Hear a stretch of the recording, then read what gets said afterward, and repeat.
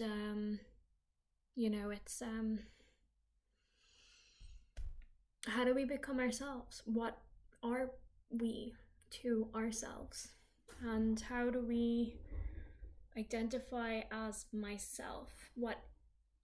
Who is Deirdre to me?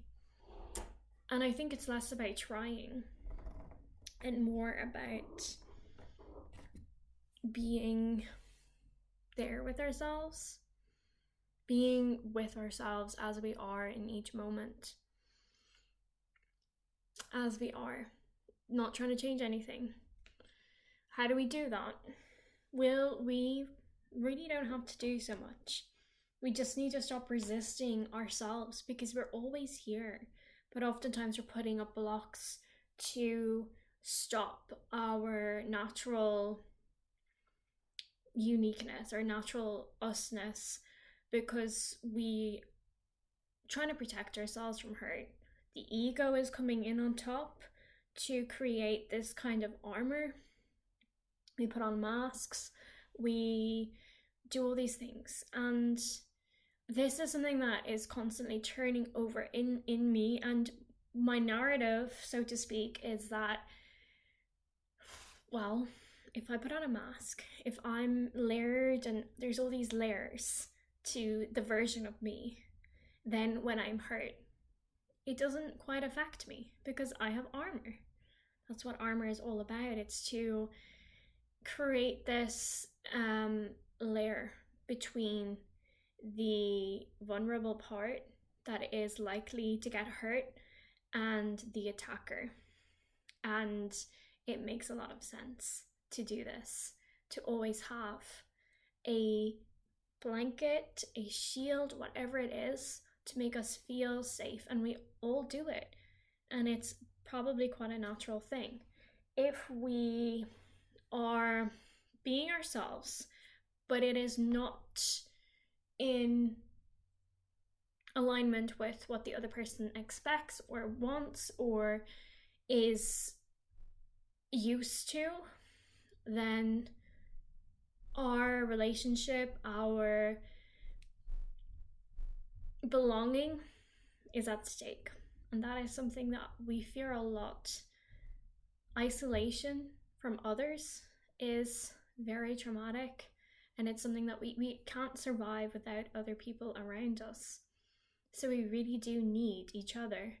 And if we're learning to act in a specific way to gain somebody's approval of us so that we can enter into their circle, but now we've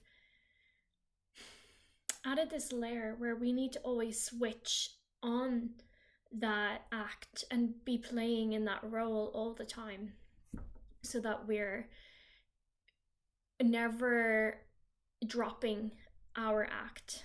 And so now we have a mask for this situation, another one for this situation, and another one for this and this and this. And so we have all of these different versions of ourselves that we're trying to maintain.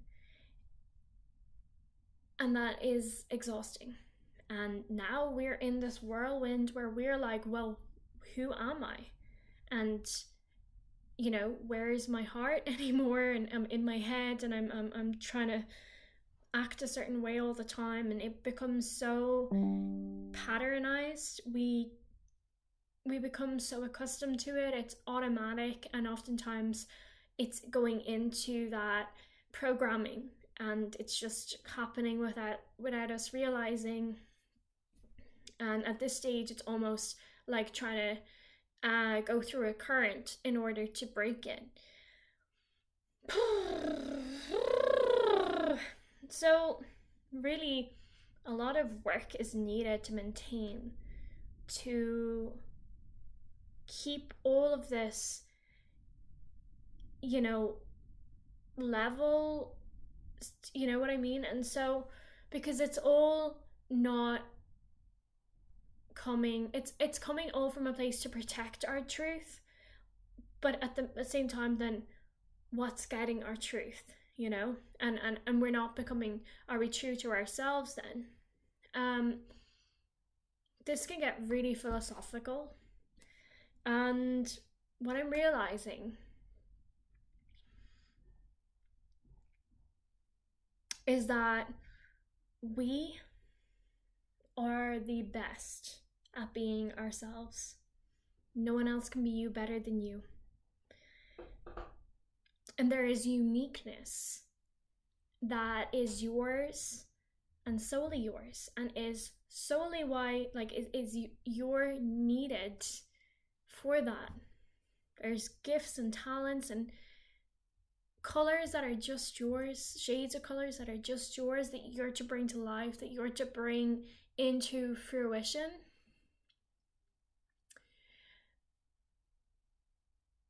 And I'm looking at a lovely duck swimming through water, and it feels like this lovely gliding sensation.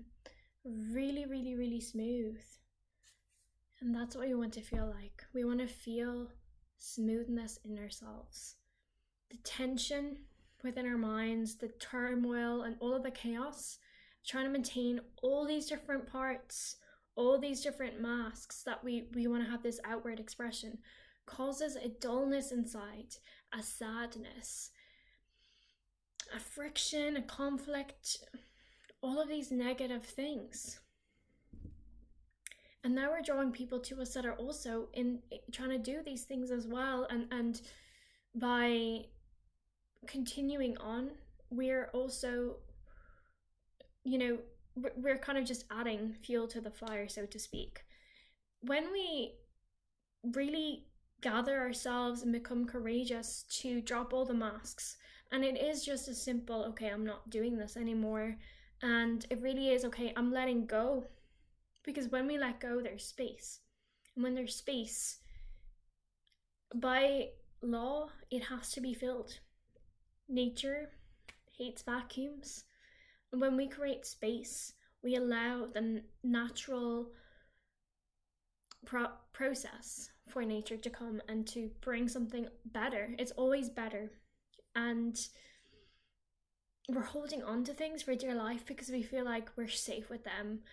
It's like being out at sea, and you have this buoy and you're so afraid to let it go because there's no visible thing that you can see that is going to help you. You can't see it until you let go because you're so focused